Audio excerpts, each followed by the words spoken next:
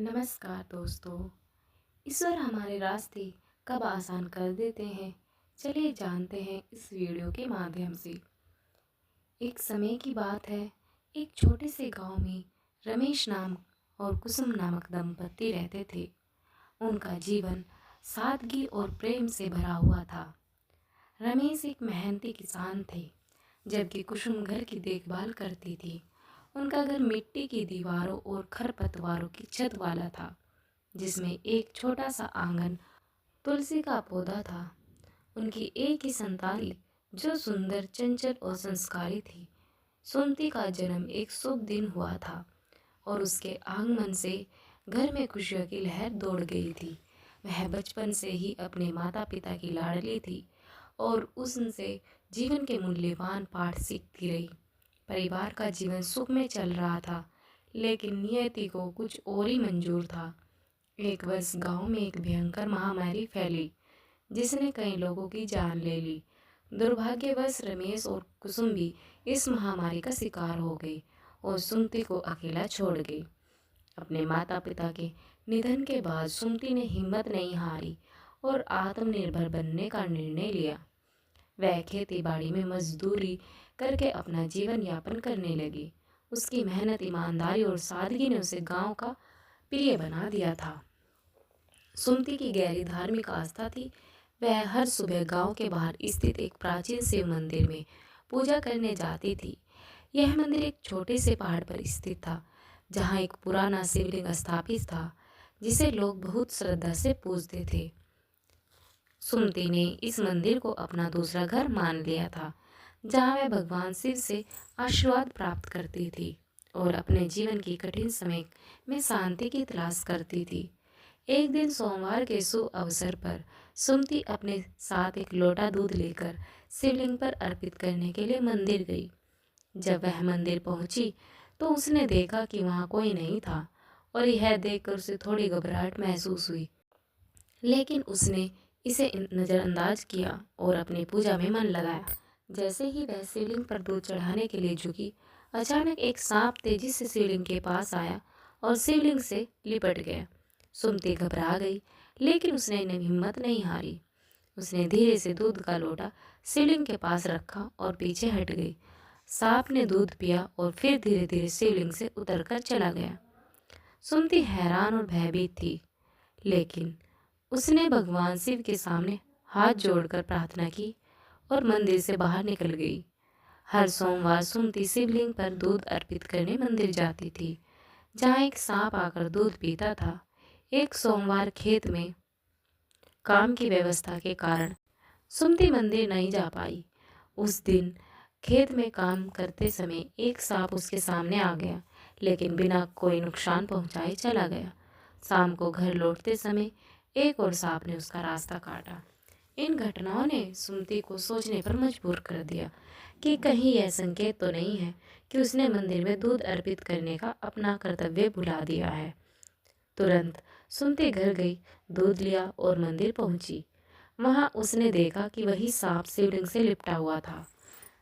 सुमति ने राहत की सांस ली और सांप को दूध अर्पित किया, जो उसने पी लिया और फिर चला गया।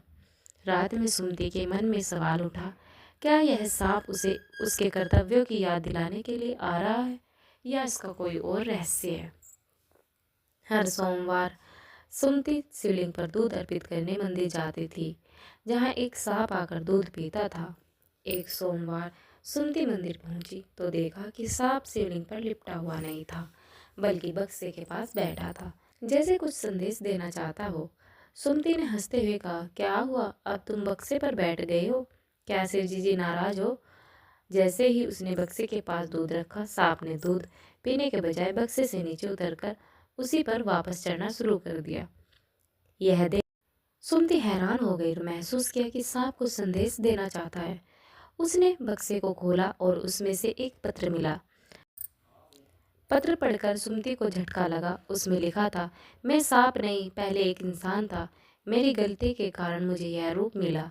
यदि कोई कुंवारी लड़की मुझे 16 सोमवार तक दूध पिलाएगी तो मैं फिर से इंसान बन जाऊंगा।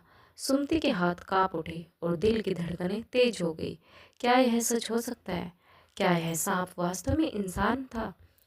सुमति की आंखों में कई सवाल थे, लेकिन एक बात वह अच्छी तरह समझ चुकी थी कि यह कोई साधारण सांप नहीं है, बल्कि एक शापित आत्मा थी जिसे मुक्ति की तलाश थी। कांपते स्वर में उसने सांप की ओर देखा, जो अभी भी शिवलिंग के पास दूध के लोटे के पास बैठा था। पहली बार उसने सांप की आंखों में गौर से देखा। उसे ऐसा लगा जैसे उन आंखों में एक अलग तरह की गहराई थी, जैसे कोई उसे कुछ कहना चाहता हो, कोई उसे पुकार रहा हो। सुमति ने धीरे धीरे हाथ जोड़कर कहा, क्या यह सच है? क्या तुम इंसान थे? सांप ने कोई प्रतिक्रिया नहीं दी। वह बस वहीं चुपचाप बैठा रहा। सुमति ने गहरी सांस ली और मन ही मन सोचने लगी, अगर यह पत्र सच कह रहा है तो इसका मतलब यह हुआ कि यह सांप ना जाने कितने वर्षों से इस श्राप में फंसा हुआ है। सुमति ने दृढ़ निश्चय किया, मैं हर सोमवार इसे दूध पिलाऊंगी। उसने सांप की ओर देखा और धीरे से कहा, मैं हर सोमवार तुम्हें दूध पिलाऊंगी, चाहे कुछ भी हो जाए। मैं तुम्हें इंसान बनने में मदद करूंगी। सुमति की यह बात सुनकर सांप पहली बार थोड़ा हिला, जैसे उसने उसकी बात समझ ली हो। फिर धीरे धीरे उसने दूध पिया, मंदिर से बाहर चला गया। अब सुमति हर सोमवार को मंदिर जाने लगी। पहले तो वह केवल दूध ले जाती थी, लेकिन अब वह फल और फूल भी चढ़ाने लगी। उसे ऐसा महसूस होने लगा कि यह सिर्फ एक सांप नहीं था, बल्कि कोई ऐसी आत्मा थी जो इंसान बनने के लिए तरस रही थी। धीरे धीरे सुमति और सांप के बीच एक अनोखा रिश्ता बन गया। पहले जहाँ सुमति सांप को देखकर डरती थी, अब उसे देखकर उसे भय नहीं लगता था। वह उसके सामने सहज महसूस करने लगी थी। बार जब सुमति खेतों में काम करने जाती तो उसे ऐसा लगता कि कोई उसके आसपास है। जब वह ध्यान देती तो देखती कि वही सांप पास ही कहीं पड़ा हुआ है। वह उसे कोई नुकसान नहीं पहुंचाता, बस उसके साथ साथ चलता है। सुमति मुस्कुरा कर कहती है, तुम अब मेरे पीछे पीछे क्यों आते हो? कहीं मुझे देखकर डर जाओगे तो नहीं? लेकिन सांप हमेशा चुपचाप बस उसकी तरफ देखता रहता। धीरे धीरे गांव के लोगों को भी यह बात समझ में आने लगी कि सुमति हर सोमवार मंदिर जाती है, किसी सांप को दूध पिलाती है। कुछ लोग इसे अच्छा मानते थे तो कुछ लोग डरते थे। एक दिन गांव की कुछ औरतों ने सुमति से पूछा, तू हर सोमवार मंदिर जाती है और एक सांप को दूध पिलाती है, तुझे डर नहीं लगता? सुमति मुस्कुराकर बोली, डर किस बात का? वह सांप मुझे कभी नुकसान नहीं पहुंचाता। शायद भगवान शिव ने ही उसे मेरे पास भेजा है। औरतों ने सिर हिला दिया और बोली, भले ही वह अभी कुछ नहीं कह रहा, लेकिन याद रखना वह एक सांप है। अगर उसने तुझे काट लिया तो क्या होगा? लेकिन सुमति को उनकी बातों से कोई फर्क नहीं पड़ा। वह जानती थी कि यह कोई साधारण सांप नहीं है। भी हाल में अपने निर्णय पर अड़िग रहना था। अब 12 सोमवार बीत चुके थे। सुमति को लगने लगा था कि यह सांप अब उस पर पूरा भरोसा करने लगा है। कभी जब सुमति थककर खेत में बैठ जाती तो सांप पास ही कहीं लेटा रहता। यह देखकर कई कुछ मजदूर डर जाते और भाग जाते, लेकिन सुमति कभी नहीं घबराई। वह अब खुद को सांप के और करीब महसूस करने लगी थी। उसे लगने लगा था कि यह सांप उसका सच्चा साथी बन गया है। वह अब उसे सिर्फ एक श्रापित प्राणी के रूप में नहीं देखती थी, बल्कि उसकी तकलीफ को महसूस करने लगी थी। एक रात सुमति अपने घर के बाहर बैठी थी। वह आकाश की ओर देख रही थी। चांदनी रात थी, ठंडी हवा बह रही थी, लेकिन उसके मन में कई सवाल थे। आखिर उसने कौन सी गलती की थी? कौन था वह इंसान? क्या वह सच में बदल सकता है? और अगर बदल भी गया तो क्या फिर कभी मुझसे मिलेगा? यह वह यही सोच रही थी कि तभी उसे अपने पैरों के पास कुछ महसूस हुआ। उसने नीचे देखा, वही सांप धीरे धीरे उसके पास आकर बैठ गया। सुमति ने गहरी सांस ली और हल्की हंसी के साथ कहा, तुम्हें भी अब मेरी आदत पड़ गई है ना? सांप बस शांत बैठा रहा। अब सिर्फ 4 सोमवार बचे थे। सुमति हर सोमवार और भी ज्यादा श्रद्धा के साथ जाने लगी। अब वह दिन नजदीक आ रहा था जब 16 सोमवार पूरे हो जाने थे। सुमति के मन में एक अजीब सी बेचैनी थी। क्या सच में यह श्राप टूट जाएगा? अगर यह सच में इंसान बन गया तो क्या यह मुझे पहचान पाएगा? क्या वह मुझसे दूर चला जाएगा? इन सवालों ने उसके मन को घेर लिया था, लेकिन उसने खुद को संभाला और निश्चय किया कि जो भी होगा वह इस सांप को इंसान बनने के अपने पूरे वचन निभाएगी। आखिरी सोमवार सुमति पूरी तरह तैयार थी। इस बार वह सिर्फ दूध ही नहीं बल्कि कुछ फल और पुष्प भी ले गई। उसकी धड़कनें तेज थी। मंदिर का वातावरण शांत था, लेकिन उसके भीतर एक अजीब सी बेचैनी थी। आज आखिरी सोमवार था, जिस दिन वह इस श्रापित आत्मा को मुक्ति दिलाने वाली थी। क्या सच में कोई चमत्कार होगा? क्या यह सांप इंसान बन पाएगा? सब बस एक भ्रम था। शिवलिंग पर लिपटा सांप वैसे ही स्थिर पड़ा था, जैसे हर सोमवार को होता था। सुमति ने कांपते हाथों से दूध का कटोरा उसके सामने रखा और धीरे से कहा, आज आखिरी सोमवार है। अगर पत्र में लिखी बातें सच है तो आज तुम्हें अपने असली रूप में लौट आना चाहिए। सांप धीरे धीरे दूध पीने लगा। सुमति की आंखें पलक उसे निहार रही थी। मंदिर की घड़ियाल बज रही थी। वातावरण में एक अद्भुत ऊर्जा थी। तभी अचानक मंदिर के दीपक की लौ तेज हो गई, जैसे कोई शक्ति वहां उपस्थित हो। हवा का झोंका मंदिर के अंदर गूंज रहा और सुमति को महसूस हुआ कि कुछ अलौकिक घटित होने वाला है। जैसे ही सांप ने दूध पिया, उसके शरीर में हलचल होने लगी। उसकी आंखों में एक अलग तरह की चमक झलकने लगी थी। मंदिर के मौजूद कुछ अन्य श्रद्धालु यह दृश्य देखकर भयभीत हो गए और धीरे धीरे बाहर जाने लगे। अचानक सांप के शरीर से हल्की रोशनी निकली। उसका शरीर कंपन करने लगा। उसके चारों ओर एक दिव्य आभा फैल गई। सुमति स्तब्ध थी। यह कोई सामान्य घटना नहीं थी। सांप धीरे धीरे मंदिर के फर्श पर लेटने लगा और उसका शरीर एक उज्जवल प्रकाश में बदलने लगा। सुमति अपनी जगह स्थिर खड़ी रह गई। उसकी आंखों के सामने अलौकिक दृश्य घटित हो रहा था। कुछ ही क्षणों में सांप पूरी तरह प्रकाश में समा गया और वहां एक युवक प्रकट हो गया। उसकी उम्र लगभग 25 से 26 वर्ष रही होगी। लंबा, तेजस्वी और गंभीर व्यक्ति। उसकी आंखों में शांति और दर्द का मिश्रण था, मानो कई वर्षों की यातना सहने के बाद वह अब स्वतंत्र हुआ हो। सुमति को अपनी आंखों पर विश्वास नहीं हो रहा था। उसके सामने जो खड़ा था वह वही शरापित आत्मा थी जिसे इतने महीनों से दूध पिला रही थी। युवक ने धीमी आवाज में कहा, सुमति, तुम्हारा धन्यवाद। अगर तुम ना होती तो मैं कभी अपने असली रूप में वापस नहीं आ पाता। सुमति की आंखों में आश्चर्य और जिज्ञासा थी। उसने धीरे से पूछा, तुम कौन हो?